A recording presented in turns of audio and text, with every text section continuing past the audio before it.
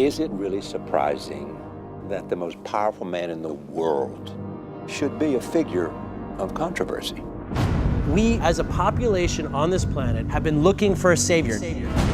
We're talking about a being whose very existence They are not telling us the truth. challenges our own sense of priority in the universe. Human beings have a horrible track record of Tragedy. following people of great Power power. corrupts, and absolute power corrupts absolutely. Chaos. Maybe he's just a guy trying to do the right We thing. know better now, don't we? Devils don't come from hell beneath us. They brought their war here. No, they come from the sky. The world has been so caught up with what he can do that no one has asked what he should do.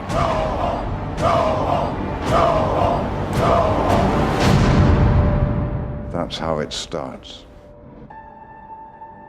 The fever, the rage, the feeling of powerlessness that turns good men cruel.